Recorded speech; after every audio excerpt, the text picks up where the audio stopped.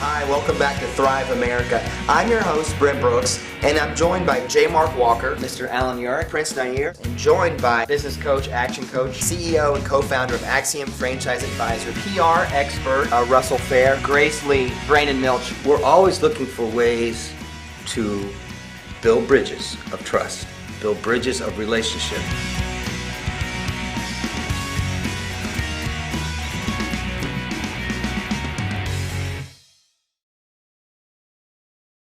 Income taxes. Subchapter A, determination of tax liability for qualified foreign corporations. The end. Oh, Wendy! Do you think my lemonade stand should become an S corporation?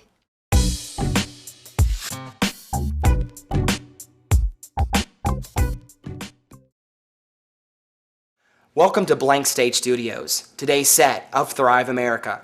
I'm your host, Brent Brooks. In just a few moments, you're going to meet George Ishee, owner and operator of PlumTree Marketing. In our first segment with George, he's going to reveal his biggest business mistake and what he's learned the most from it.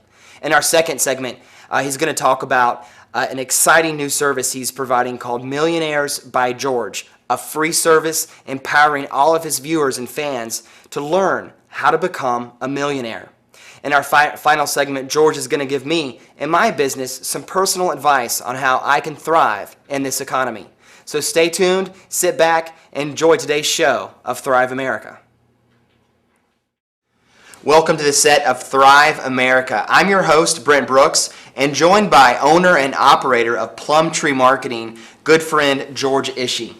George, thanks for coming out today. Thanks for having me. It's great for you to be here. I know your expertise is marketing, and so we're going to get into some of that and an exciting new venture that you've started called Millionaires by George. So in our second segment, I want to kind of explore that and so forth. But let's start off, George, by asking you a question here that I'm asking all my guests now, which is in your career, and if you look back on your career, your business career, what's been your biggest business mistake, and what have you learned the most from it?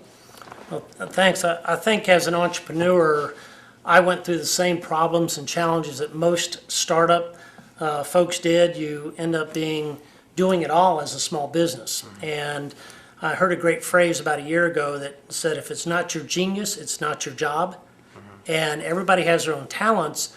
And the same person said, out of all the millionaires they knew, not one of them was able to do it all by themselves. So they surrounded themselves with the team of the people that there was their genius. So if you're the financial expert, bring in the financial expert. If you're the marketing expert, bring that in and build a team of people, and collectively that's how you make your first $1 million. Mm-hmm. And that was really probably the wisest thing that I learned from it, is surrounding yourself with the right people who that's their skill, and together as a group you could build it and solve the needs. I think the entrepreneur, I know I'm guilty of wearing too many hats and doing things that aren't my strength. Yes. Is that kind of what you're... That's exactly right. So once you identify what your strength is, then everybody's got their own strengths. Mm-hmm. And so when you find what that strength is, then you bring all those people together collectively to form those roles. In other words, we all as entrepreneurs wear 12 different hats, mm-hmm. but we need to have separate heads in each hat. Right. And that really collectively is what builds a company up and allows it to get critical mass to be successful. Yeah, that's a good point. I think for me, I still now and in my past, really, I've attracted sometimes people that are just like me.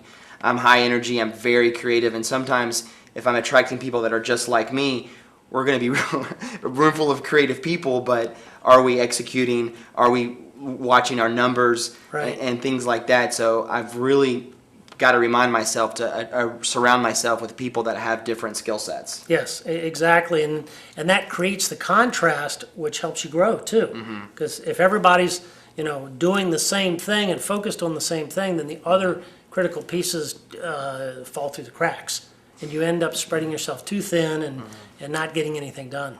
So that's great, and you've learned a lesson from your life. So thanks for exposing that valuable lesson. Well, you're in the world of marketing. Yes. And so what a topic this is. So let's focus on that for a little bit, okay. George, and talk to me about some of the the principles behind what you do with PlumTree, and maybe some things that we got to do now, and some marketing techniques and tips that are working right now, so we can thrive in this economy. Okay. Well, marketing is actually the whole function. Most people don't understand marketing, they don't like it, and the only reason they do it is they need sales. And so marketing's job is to provide an education before the buyer hits that pain point of when they need to take action. And most buyers will try to resolve a problem themselves first, and when they reach that threshold where they can't do it themselves, then they're going out to look. And so how do they decide who to pick? Well, marketing's job is to educate the people with all the things they need to know, so when they get to that salesperson, that they feel like they're not going to get burned. Because if they don't know as much as the salesperson, when they get to the point where they sign the contract, they're not going to get the best deal. So marketing's job is to educate those people on everything they need to know so they can get the best deal. And when every business, there's 4 areas of revenue that they can have. One is new customers, where most people spend most of their dollars and time, and they're the hardest to get. The second is once you get the agreement and you fulfill it, then it's referrals, or what we call quality introductions. The third is now you want to cross-sell, upsell, and resell to get more revenue out of the same customer. And the fourth one is keep your customers, because it's a never-ending cycle that 71% of the time somebody will leave you to go to somebody else for one reason only, and that's indifference. So if you're not paying attention to your customer, then somebody else's salesperson is coming in, paying attention. And if you think about it, unless you're dealing with a brand new startup customer, you're getting all your customers from somebody else's database, and they're getting theirs from yours. So in smart marketing, if you manage all 4 of those areas and systematize it, especially for the small business person, now they can find a way to get revenue streams from multiple areas in their business, and that's how they thrive. I guess great advice. I love the word systemize your marketing and figure out those 4 areas, and like you said, managing those areas, but then figuring out ways to automate those systems so they can work without so much consistent time. And I'm sure you have some independent counseling that you can do to help automate those systems, if you will. Absolutely. I was just going to say, it's interesting in the sales world that even though the sales process is almost the same for every industry, there's not really a lot of known systematization for it. Take the accounting industry, right? It's all systematized. You got QuickBooks and you got these other tools and software knowledge that you can produce the same result every time. But in the sales side, it's still being, everybody's winging it. So what we do is we come in and we have a software program where we actually automate that process for people, so a small entrepreneur can now leverage, instead of managing a stack of business cards and randomly trying to see if they can find some business, we systematize it for all the steps, so a small business owner can push 3 mouse buttons a day and automate and nurture the whole pile of potential buyers, because they may not be your customer today, they may not be in 2 years, but they will be in 5, if you can systematize the whole model. Yeah, I think that's just great, especially when you, like you said, and I want to repeat this to our viewers, the indifference. When we don't communicate with our clients, they may go somewhere else just because we're just not constantly talking to them, reaching out to them, asking them how we can improve. And if they're our clients already, they're going to buy from us again, unless if we don't reach out and talk to them.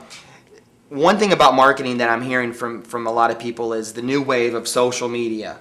And what's your take on using social media, and how are you using social media to market and network yourself, or how are you advising others to do that in their businesses? Well, that's a great point. Social media is changing the way people market, because especially with video, it used to be your marketing first was direct marketing, either through mailers or running commercials, radio, TV, etc.